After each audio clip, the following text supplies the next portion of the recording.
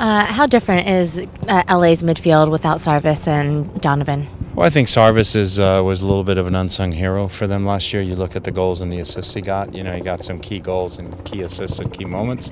But obviously, Juninho's still a quality player. The Finnish player they signed, Varinen, is a good player. Baggio Acidic played a lot of minutes in there, and you know they're waiting for Gerard. So, you know, maybe on the short term it's a little bit of an adjustment for them without Sarvis, but they still have enough people. This weekend specifically, how big is that battle in the midfield? It's important, you know. I mean, they play a 4-4-2 like we do, so it really comes down to winning your individual duels or winning your area of the field. You know, if you can dominate your area of the field, that gives us a much better chance of winning. You said earlier this week that this was a big one for Ozzy in terms of recovery. How has he kind of bounced back with training this week? He's been good. You know, I mean, he's Ozzy gains his fitness pretty quickly, and you know, so he got a lot of minutes in last week, but it hasn't been negative in any way, and so I expect him to be able to get around the same amount of minutes this week. Then Tyrone came off the pitch early from practice. Any injury updates or? No, that was just us pulling him out a little bit early. You know, just Dave had done some extra work with him. You know, still coming off that hamstring that he had a little bit, and just making sure that he's 100% right. And so we just altered his training a little bit this week.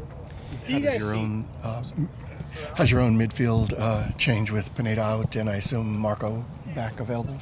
Yeah, Marco's back available for us, and you know, we still got a Zira that we can pair in there with Alonso. We got Rose that we can pair in there, you know, and obviously Roldan's played in the middle of midfield before too. So there's different options for us.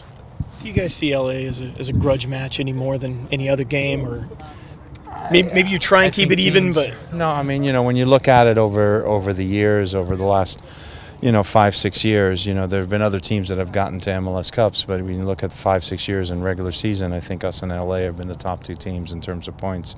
And so I think players always get a little extra boost, get a little bit excited when they know they're playing another quality team. And, you know, so I think as a player you always want to measure yourself. And so for them this becomes a game that they're looking forward to, and it's a game we're looking forward to. Do road games carry a little bit more weight with you as a coach early in the season as far as cohesiveness? Or is that overrated? You know, I mean, I've always been a coach that we try and play on the road not too dissimilar than to how we play at home. And, you know, I think our road record's been pretty consistent over the years, and it's been pretty good. You know, so we always go in there with the idea of, you know, okay, how can we find our way to 3 points in this game today? You know, we're not going in there saying, okay, hopefully we can hang on for one. You know, we're always looking to get the 3.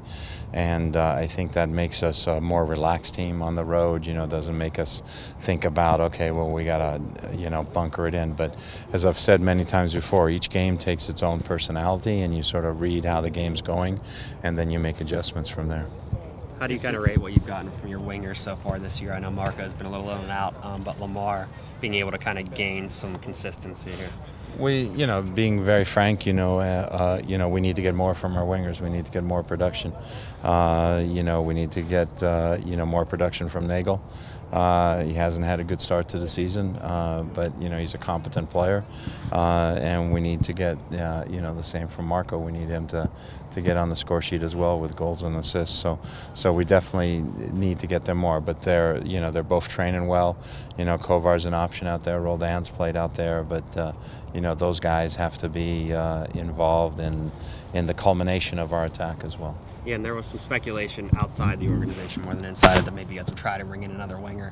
Was it a vote of confidence that you think that those guys can make that difference over the course of the season, that you didn't make any kind of moves like that? Well, we think all the players that we have here, you know, can definitely help us and can do things. I mean, we're still looking, you know, and you know, we want to get quality players. We don't just want to get a player who plays a position who we don't think is of the quality that we want for our team. So we're always looking for quality players. Is Brad settling into that center back position like you had envisioned? Does that coming along? It just seems like there's been a lot of improvement in the last couple of weeks. Yeah, it's coming along. I mean, it's coming along, and he's got to continue. Like I said, the experiment after 7, 8 games. Then I'll draw a line under it and say, okay, where are we at right now? I mean, right now defensively, I think our goals against is one of the best in the league right now. So that's a good sign. And we all think back of the San Jose games, the only game that we've taken goals in that game, and those were more errors than they were positional errors. It didn't matter whether you were playing center back or right midfield. It would that was an error was an error, and so we got to continue to play good defense. But it's not just a back four. It's not just Brad as a center back. It's everybody on the field. Have you had much reaction in regards to you making a Hall of Fame? Yeah, I've had a lot of people, a lot of texts and things like that, and emails and so forth. So it was good. A lot of the guys I've coached in the past, a lot of people got in touch, and so it's great to hear from all those people. My father was pretty. I was surprised because he's not a real emotional guy, so he got a little bit emotional about it, which was a little bit different for me. So. If this does turn out to be the end of the line for Eddie Johnson, any thoughts on his career memories of your time with him? Yeah, I mean, I hope it's not the end of the line. I mean, I know heart conditions and enlarged hearts are something that athletes have, and arrhythmia is something I'm very familiar with, so I know how that goes. I mean, we've had players here who've had arrhythmias and been able to take care of it and continue to play. But certainly, Eddie in his years here, I thought did a great job. His first year was fantastic. His second year was maybe a little more in and out, but he was still a quality player. And I wish Eddie nothing but the best. I texted him the other day, and and asked him how things were going and an update. And so I sort of had an idea that this might be a possibility. Looking at Chad Marshall, you've known him for a really long time.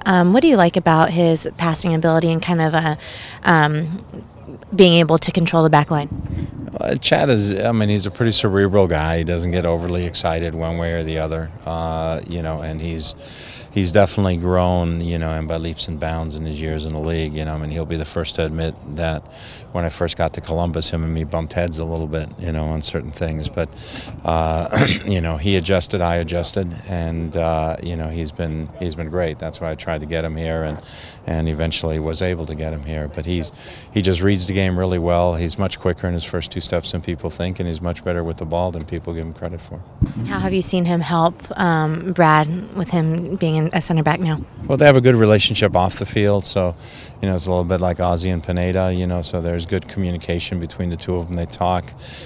He talks to Brad after practice a lot about positional. They come up, okay, when this happened today, what should I have done, and they go over those kind of scenarios with each other. You said after the Dallas game that Dan was maybe a little tentative and not quite as aggressive as maybe you would have liked. What have you seen from him since that game and how he's developed? Well, he continues to grow. I mean, today I thought he was very, very good in training today. And he's had a little bit of a hamstring where it hasn't really been a pull. It's just felt tight. But over the last 2 days, he feels nothing anymore. And you could really see the difference in the way he moved around the field and the way he ran today. So it's just a matter of him getting body position right, collecting the ball in his first touch, going where he wants to go. And he continues to improve on that all the time.